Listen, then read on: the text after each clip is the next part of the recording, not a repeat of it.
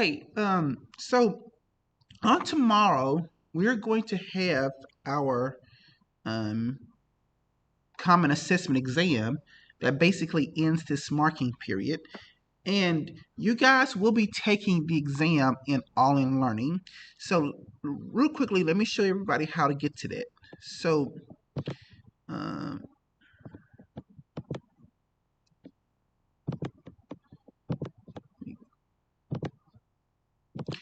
I'm gonna share my screen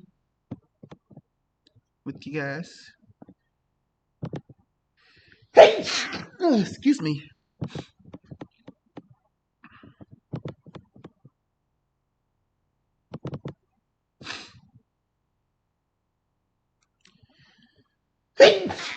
Excuse me, everyone.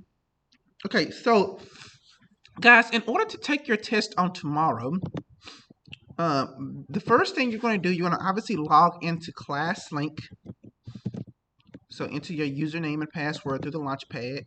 Everyone here knows how to do that. And then once you are inside of ClassLink, here's what you guys want to do. You want to click on this button here that says All in Learning, because that's where you're going to take your test. You're going to take your test within the All in Learning platform.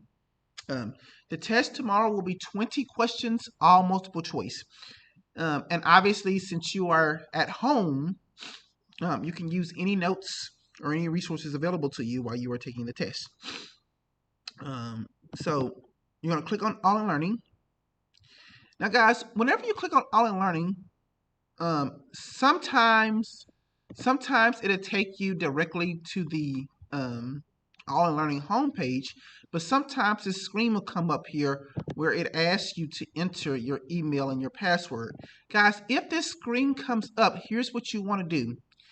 You want to scroll down to the bottom here, and you want to click on this button here that says Sign In with ClassLink. Because if you click on that, then it'll take you directly to your homepage without, you know, without concerning yourselves with entering an email or a password. So just keep it in mind. Just click on ClassLink, and of course, once you're in All in Learning, you can then navigate to the test. So it should be pretty simple. I am going to post the test tomorrow sometime between 7:30 and 8 o'clock in the morning.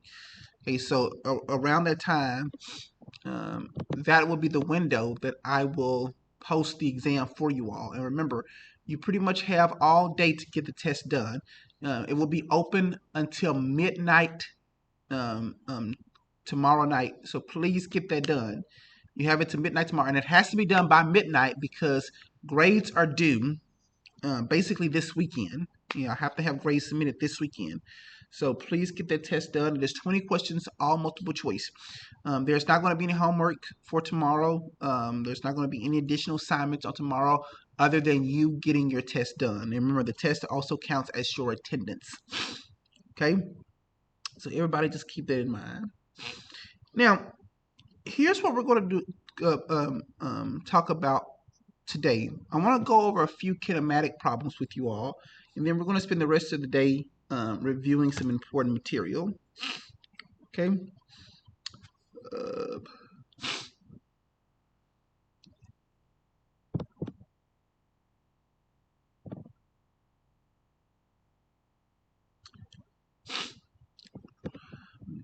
Okay, guys, I'm about to get ready to open up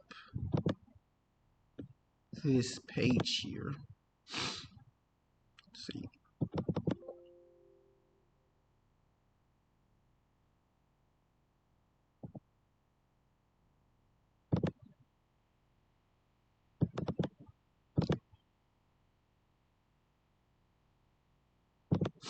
Now, guys, the test tomorrow, as I said, is 20 multiple choice questions. And on the test, there will be a few questions, a few word problems that requires you to use kinematic equations. Now, up until this point, I have not given you guys the four major kinematic equations that we use in this class. Obviously, with us teaching virtually, the time the timeline has kind of been thrown off a bit compared to a normal year. So here's what I'm going to do, guys. Um, over the next 5 minutes, I am going to work out two questions for you guys that look very similar to two word problems that you're going to see on the test that utilizes your kinematic equations, which I'm going to write down. I'm going to write down the kinematic equations right now that you got to use for these word problems. Guys, as I go through these two word problems here, please be paying attention. And if I were you, I would have a sheet of paper next to me writing down what I am writing so that whenever you see these two questions on the test tomorrow, you will know what you're doing. Because the two questions on the test are going to be very, very, very, very similar to the questions that I'm working out right now. In fact, the only difference is I'm just going to change around the numbers, but it's pretty much going to be, pretty much going to be the same. So pay attention to me while I'm working out these problems because I want to work out these two problems with you guys since I haven't had the opportunity to go into kinematic equations in any depth for this unit. So again, if I were you, while I'm working this out, I would have a sheet of paper and something to write with next to me. And I would want you guys to be copying down what I'm copying down so that whenever you see these two problems on the test tomorrow, you would know how to do them. Okay. Now, so let us start with this first problem. And again, we're going to work both these problems together. This first problem says an airplane initially travels at 15 meters per second when passing the acceleration line. The airplane then accelerates at 6 meters per second squared until reaching its final takeoff velocity of 50 meters per second. What is the displacement of the airplane during this acceleration? Okay, now, guys, in order to work out this problem right here, we are going to need two equations. And I'm going to write down those equations for you all right now. So again, if you have a sheet of paper out, please be copying along with me so that you would know to utilize these equations whenever you see them on your test on tomorrow. Okay, so the first equation you're going to need to write down is the equation for final velocity. And what this equation says is that final velocity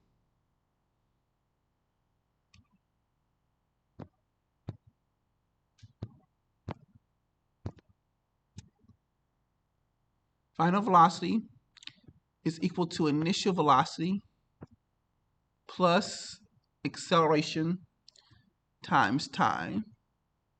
Okay, so that's the first kinematic equation that you need. Okay, the second equation that you're going to need is the equation for distance or displacement. And this equation says initial velocity multiplied by time plus 1/2 time acceleration times time squared. Okay, so using these two equations, we can work out this problem really quickly right here at the bottom. So I'm going to read the problem again. And again, hopefully you guys have a sheet of paper and you're writing along with me. It says an airplane initially travels at 15 meters per second. Oh, guys, okay. An airplane initially travels at 15 meters per second when passing the acceleration line. The airplane then accelerates at 6 meters per second squared until it reaches its takeoff velocity of 50 meters per second. What is the displacement of the plane during the acceleration? In other words, how far did it travel? Okay. Now, so guys, here's what we're going to have to do. In order to solve this problem here, in order to find the displacement, the first thing we're going to need to use this first equation here to solve for t. So we're going to have to solve for the time and travel. And once we solve for the time and travel, we're going to take that number and we're going to plug it into this equation and this equation to find the displacement. Okay, so that's what we're going to do. That is the goal. So I'm going to go ahead and start with the first part. And remember, the first part, I'm going to write this out, is to solve for t.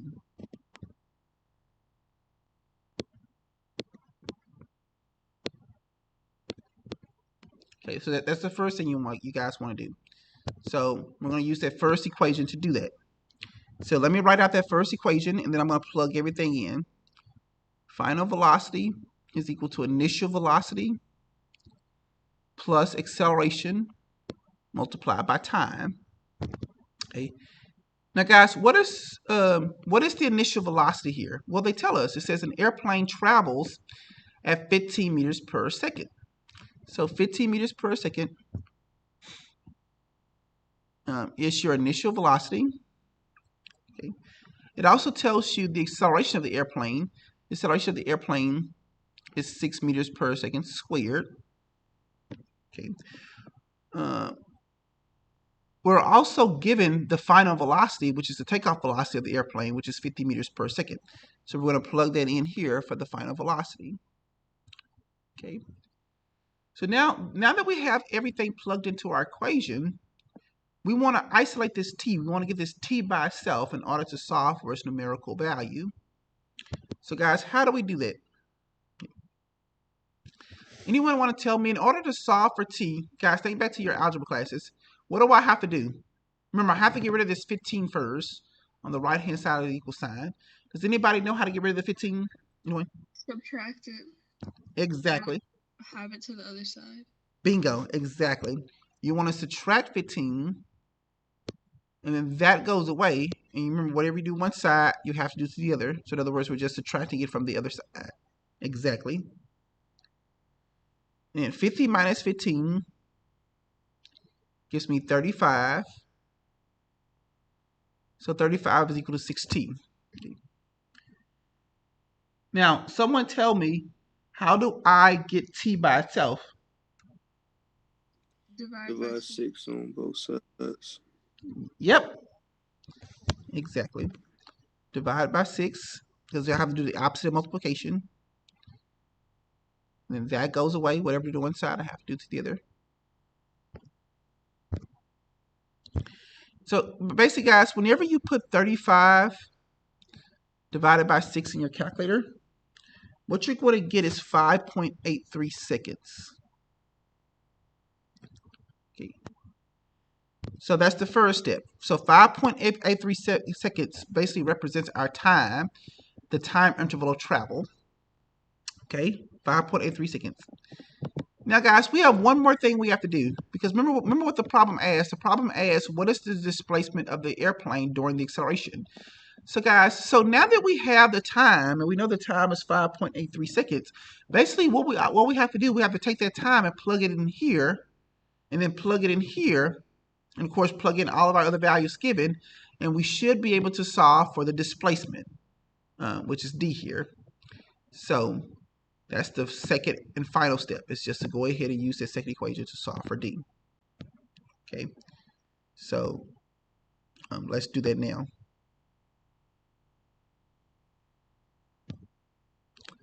So I'm going to write out the second equation,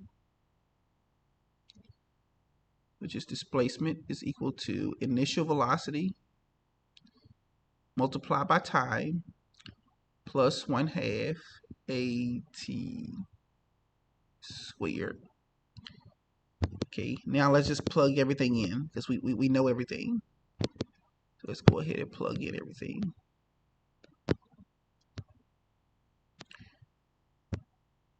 Okay, we know the initial velocity. The initial velocity was given. It was 15 meters per second. We just solved for time, which is 5.83 seconds. So basically, I'm multiplying 15 times 5.3 plus 1/2 AT squared. Now, guys, 1/2, you guys should know 1/2 is equivalent to 0.5. So 0.5 is the same thing as 1/2. All of that times my acceleration. What is my acceleration? Well, we're told, remember we were given the problem, the acceleration was 6 meters per second squared. Okay. And then lastly, this t here, we know what that is because we solved for it above. Is 5.83. And guys, if you notice, this t here gets squared. So the square here means you take 5.83 and you square it. You only square the t. Okay. So basically, this would be 5.83 squared times 6 times 0.5. Okay. And then you can just go ahead and just put all of that in your calculator. So let me go ahead and simplify this right now. So 15 times 5.83, okay, that's equivalent to 87.45. And then I'm going to do 5.83 squared. So I'm going to square my time first, 5.83 squared. And then multiply that by 6. And then multiply that by 0.5.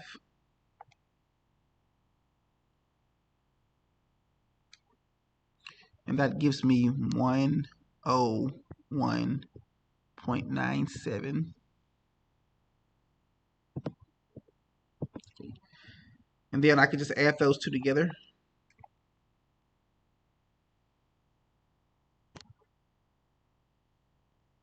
Okay. When I do, my displacement is 189.42 meters. So that's how you guys do that problem. So if y'all see a problem that looks very similar like this on the test tomorrow, you would know how to work that out. 189.42 meters. Okay, any questions? Okay.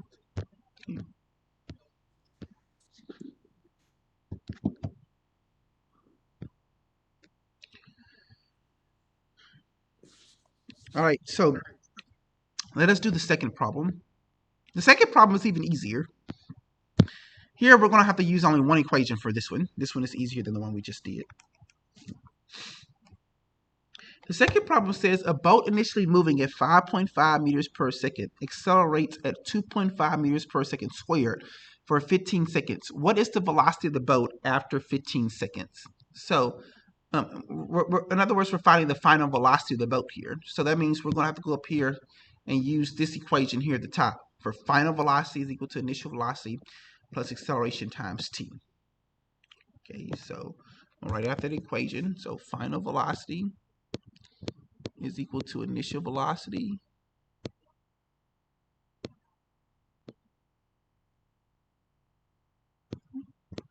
plus acceleration times t. Okay, so we're told that the boat is initially moving at 5.5 meters per second. So that's its initial velocity. That's how fast it's moving.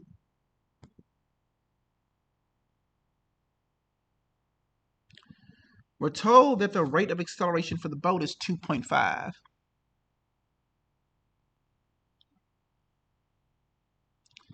Times the time of 15 seconds. Okay. And we want to find the final velocity. So from there, that's pretty easy. So if you do 2.5 times 15, you basically get 37.5. So 5.5 plus 37.5 should give you 43 meters per second for the final velocity. And that is your final answer, 43 meters per second. So that, like I said, that one right there was pretty easy. Okay. Any questions on using these two kinematic equations? And again, there are 4 kinematic equations, but we're not going to have time to go over all 4 of them. I just want to give you a basic idea how to use these equations whenever you're working out word problems. Any questions?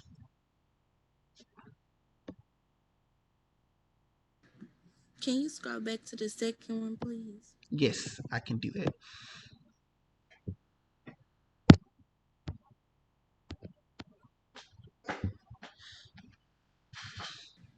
Okay, thank you. You're welcome.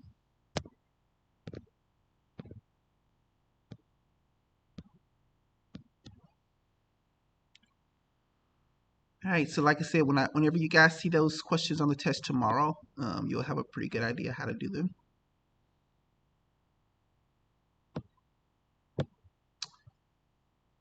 Okay, so for the remainder of the period, I just pretty much want to go over a few important things that you guys need to know for the test. Remember, it's going to be an all-in learning, and I'm going to post it sometime between 7:30 and 8 o'clock in the morning. So sometime within that narrow window. So as you guys are studying for the test, I highly recommend that you go back in Schoology, look at those previous PowerPoints that I posted, look at those worksheets, look at the answer keys, go over all that stuff, because anything on there I could ask on the test. Um, um, those PowerPoints and those worksheets, they are still in Schoology for you to utilize. And obviously, since you're at home, your test is open notes. So, that's a benefit for you. Okay, let me go into Schoology right now and just go over a few important things.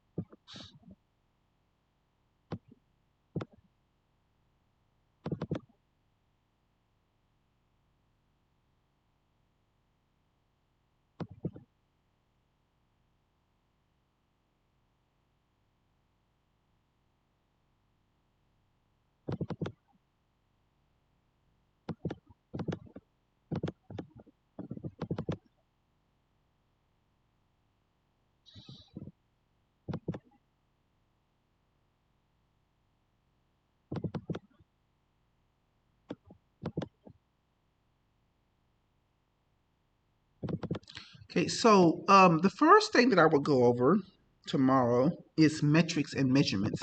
I know in the first week we went over lab safety. I wouldn't worry too much about lab safety. There's not going to be any lab safety questions on the test. So whenever you're reviewing for the test, I would immediately start with the second week here, where we went over the metric system. There will be questions on the test where you will have to be converting units. Where you're going to be going from one unit to the next.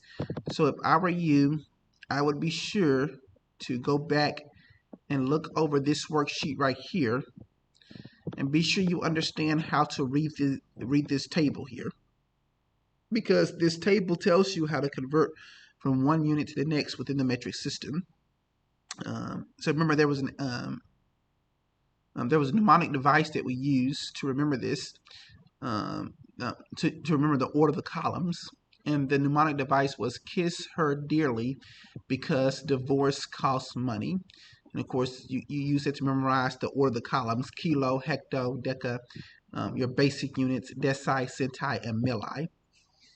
So for example, in order to use this table, if you would want to convert from, let's say you would want to convert from kilometers to centimeters. So in this case, you would, shift over 1, 2, 3, 4, 5 columns to the right, which means you would need to shift your decimal over 5 columns to the 5 spaces to the right. So just go back over this worksheet, because there will be a few metric problems on the test. Also on the test, there's going to be a few problems involving calculations with scientific notation. Guys, for those problems, remember, if you do not have some sort of graphing calculator or some sort of scientific calculator, if I were you, I would use the calculator in Google.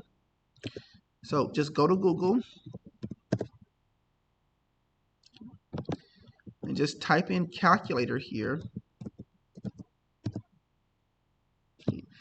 And then as soon as you type in the calculator in the search bar, this calculator comes up. And guys, using this button right here, this X to the Y button, you can easily enter scientific notation and exponent in your calculator to do your calculations. So for instance, let's just say that I would want to enter a value of, let's say, 3 times 10 to the 9. So if I do 3 times 10 to the 9th power, and I would click this button right here to raise it to the 9th power and press enter, and I get my result. So please remember that how to do that.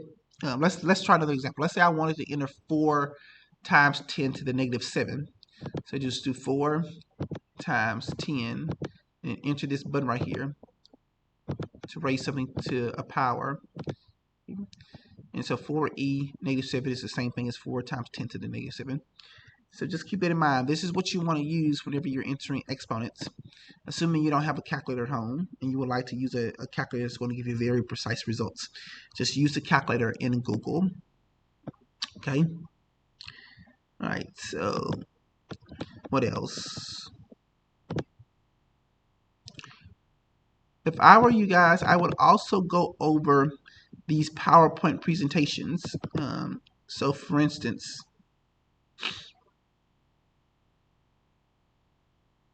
okay, go over this speed PowerPoint. Go over these terms.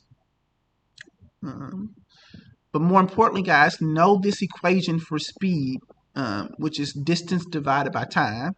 And of course, it's your same equation for velocity because mathematically, you can work out speed and velocity problems the same way because mathematically they mean the same thing. Even though velocity includes direction, whenever you're doing your calculations, you're going to use the same equation for both. So speed is distance divided by time. And of course, remember, we worked out a few problems that look like this. For example, like look at number 1 where it says, how fast is a ball traveling? How fast is a ball going if it travels 6 meters in 12 seconds? So,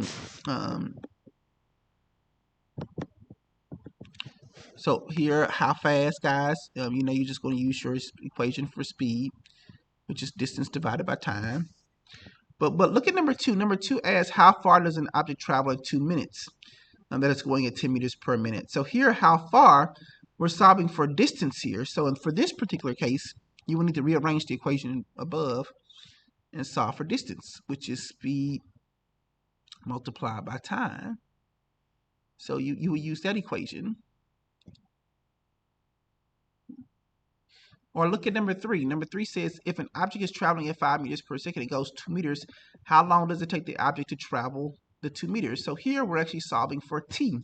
We're solving for time. So we need to take this equation here and get time by itself, which means we need to divide by s and then do the same thing to the other side.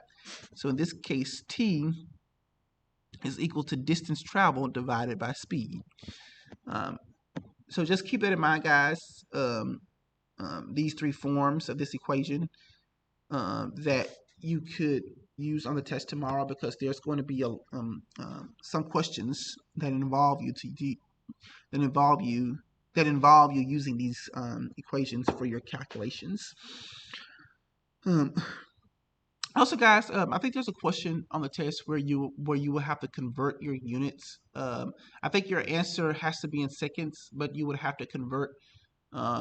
I can't remember if the problem is given in hours or is it given in minutes. But either way, if it's given in hours or minutes, just be sure you convert that to seconds before you do your calculations. And of course, you guys should know how to do that. You can even use the internet to help you out with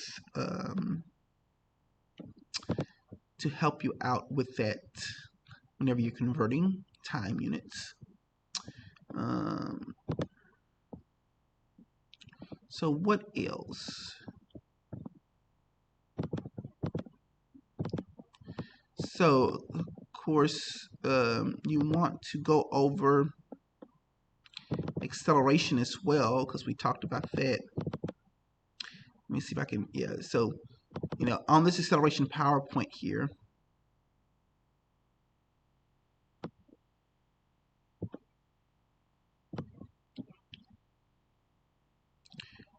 remember I gave the equation for acceleration, and acceleration is equal to final velocity minus initial velocity divided by time. Be sure you guys are practicing using this equation, because there will be some questions on the test involving that formula. And of course, this worksheet along with the answer key is still in Schoology. So if I were you, I would go over these practice problems here. That way you are confident about how to do calculations involving acceleration. Like I said, that's still in Schoology. So I would go over that using this equation here. Also, guys, if I were you, I would be sure that you guys have a really good understanding of what a constant acceleration means, because we actually talked about this in class. Let me go to the worksheet that we worked on, and let me go over that just to be sure you guys are comfortable with acceleration. So there could be a few problems on the test where you would have to understand what a constant acceleration means. So for example, and we talked about this in class. So let's look at this first problem here. It says a car starts from rest at 0 seconds and moves in the positive direction. It has a constant acceleration of 12 meters per second squared. Label the instantaneous velocities on the motion map for the first 4 seconds. Okay. So, guys, so if this has a constant acceleration of 12 meters per second and it starts off with an initial velocity at rest, that means that at this first point right here, for this first dot, the initial velocity is 0 meters per second. But guys, if it's accelerating after the first second, how fast is it moving at this point? Well, that's obvious. It's just 12 meters per second. Let's keep going. If it keeps speeding up, excuse me, guys. If it keeps speeding up, how fast is it going at this point? Well, 12 plus 12 is 24. Okay, let's keep going. If it keeps speeding up, so it's moving at 36 meters per second here. Okay. And if it keeps speeding up at this point right here, it's moving at 48 meters per second. Okay. So since it has a constant acceleration of 12 meters per second squared, that means for every second that passes by, the object increases its velocity by 12 meters per second. So it's going faster and faster and faster. That's what a constant acceleration means. Constant acceleration just represents how much you're increasing your velocity every second. Let us look at one more example on this worksheet. Look at number 2. Okay. I'm sorry, look at number 2. Number 2 says a car is initially moving at 45 meters per second at 0 seconds and has a constant acceleration of 10 meters per second squared. Label the instantaneous velocities on the motion map. So guys, our initial velocity here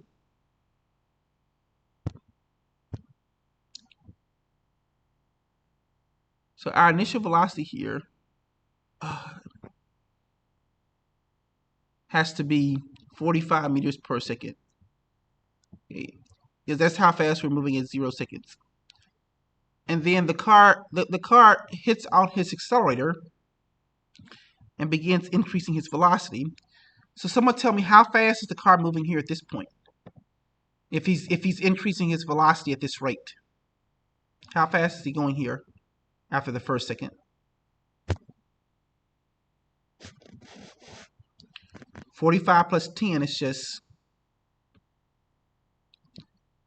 55 meters per second. Okay. So the car keeps speeding up. How fast is the car moving here? It's moving at 65 meters per second. And how fast is it moving here? It's moving at 75 meters per second. And so on. I think you guys get the point. So, guys, whenever you see this term here and you see a constant acceleration, guys, understand what a constant acceleration means. A constant acceleration here of 10 meters per second squared just means that every second our velocity increases by 10 meters per second. That's what we mean when we say a constant acceleration, basically a constant change in velocity.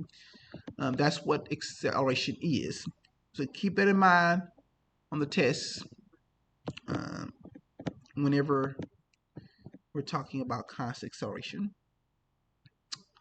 What else? What else do you talk about?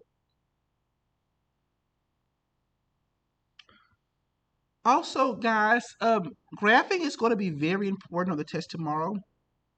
It's going to be important that you guys know how to graph.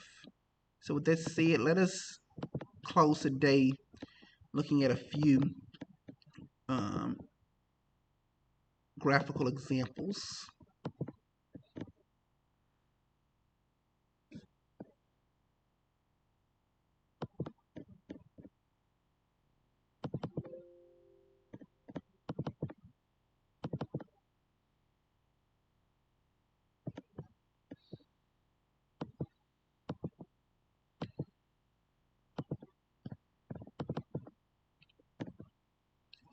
Okay, the test out tomorrow will mainly focus on, position versus time graphs and velocity versus time graphs. Let's just see if you guys remember the basic rules. Suppose I give you two position versus time graph functions. So I give you one function that looks like this. Suppose I give you another function that looks like this. Can someone tell me, out of these two lines here, which line depicts an object that is moving at a greater velocity compared to the other line? Anyone? So which graph shows the greater velocity? The blue function or the red function?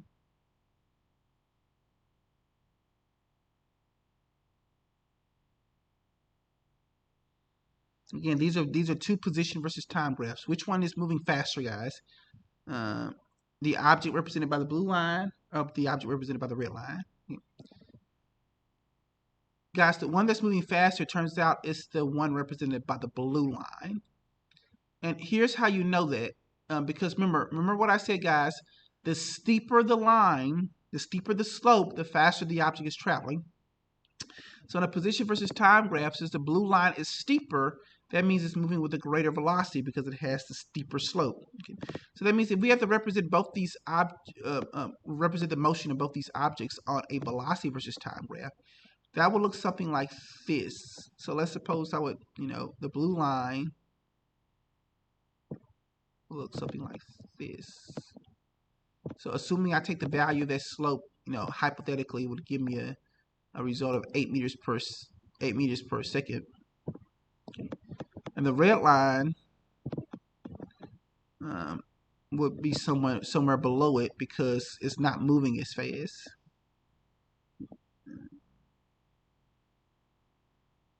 Okay. So, guys, on a constant on a position versus time graph, whenever you see two lines that have a straight slope with no curves, that always indicates a constant velocity. So if I come over here and I have to represent on the velocity versus time graph, the blue line will have a constant velocity at 8 meters per second, and this red line will have a constant velocity of 5 meters per second. Okay, so keep that in mind. It's important that you guys know what a constant velocity looks like on both types of graphs. Okay, and since the blue line is moving faster, its velocity is higher. Okay, so straight horizontal line on a velocity time graph means a constant velocity. Okay. Let's keep going. Does anyone remember what this means here? What if I give you a position time graph that has a curved line that looks something like this? Let me get ready to draw this out. What if I give you a position versus time graph that has a curved line that looks something like this? Does anybody remember what that means or what's going on there? What type of motion is that curve describing? Or is it depicting? Anyway?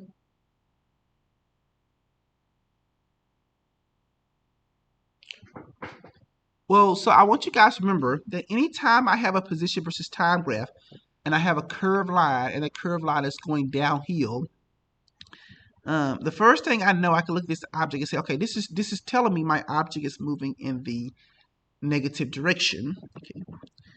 Another thing that I can know from a position versus time graph is that, look at the curve. The curve is getting flatter with time, and you see that, right? Because it starts off steep, But as time goes by, it gets flatter and flatter and flatter to where like it's nearly horizontal. So if the line gets flatter with time, that means we're slowing down. So to be specific, this curve here depicts an object that is slowing down in the negative direction. So if I have to draw this exact same situation on a velocity versus time graph, that means I need to be on my negative end, and I better be approaching zero with time because I'm slowing down.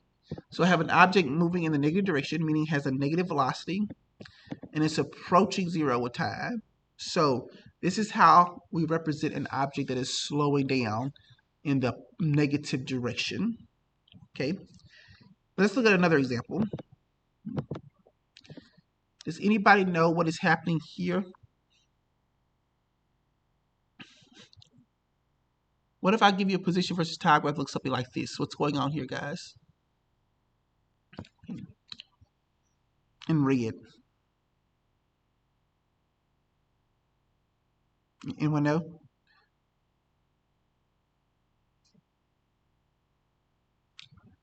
Well, in this case right here, our object is moving in the positive direction. And we know we're moving in the positive direction because the curve appears to be going uphill. Okay? So we're moving in the positive direction. Then the question is, are we speeding up or slowing down? Well, you should notice we're speeding up because notice as we read our graph from left to right, the curve, it starts off flat, but then it gets steeper and steeper and steeper. So because it's getting steeper with time, since it's getting steeper with time, that means we must be speeding up. So if I come over here to my velocity versus time graph, basically what I want to do, I want to draw a line on the positive end to demonstrate we're moving in the positive direction. And then I want to draw a line going further away from zero. So that will look something like this. So the red line will look something like this on a velocity versus time graph. Basically, we have a line that is on the positive half, and it's going further away from zero because it's speeding up. Okay. Let's look at a few more examples. What if I was to give you something like this on a position versus time graph?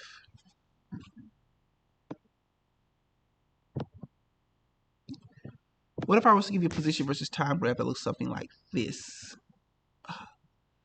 I could draw that better than that. So if I gave you a position versus time graph that looks something like that, what is going on there? Well, you guys should be able to look at this, and you guys should be able to notice that this position versus time graph is depicting an object that is basically moving in the negative direction and speeding up. You know it's moving in the negative direction because the curve appears to be going downhill. And you know it's speeding up because it goes from flat to steep. It's getting steeper with time. So that means on my velocity versus time graph, I need to see something that looks something like this. Basically an object that's on the negative side because we're moving in the negative direction. We have a negative velocity.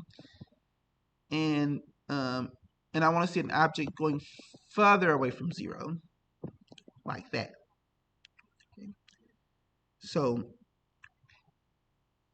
that's the velocity versus time graph of this particular situation. Okay. What if I had a position versus time graph that looks something like this? Oh,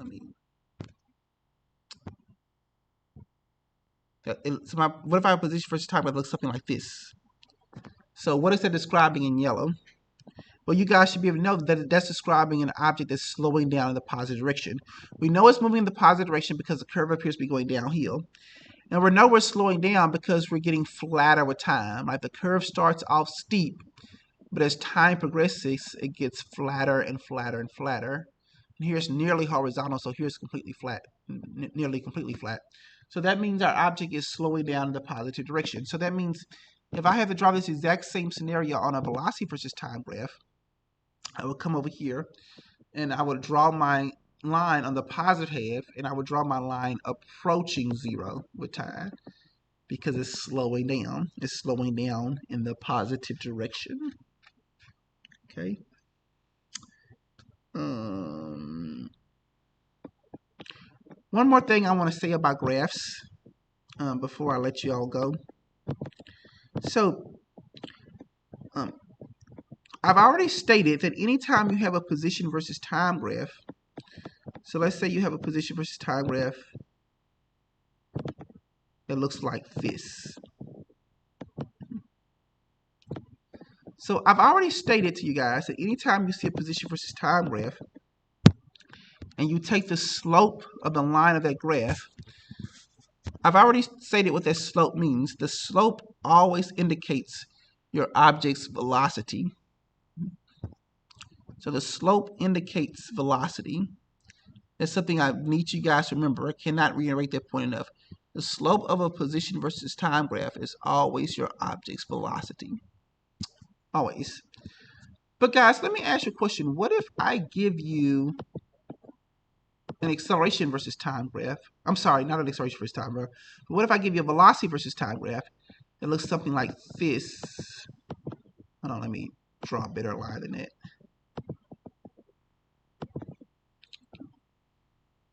What if I give you a velocity versus time graph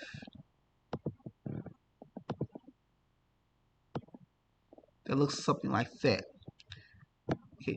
We know that the slope of a position versus time graph is equal to the object's velocity.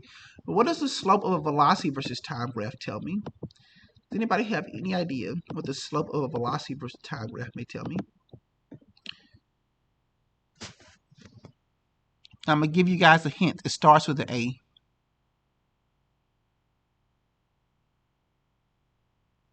Acceleration? Yes, exactly. The slope of a velocity time graph always tells you your object's acceleration. So this is a basic fact I need you guys to keep in mind. Slope is equivalent to acceleration. Remember, rise over run for this graph is equivalent to an object's acceleration. However, when you have this graph right here, position versus time graph, the slope of this line represents the object's velocity. So those are just some important facts I need for you guys to keep in mind for the test. It's important that you guys can look at a graph and interpret its physical meaning. Any questions for me?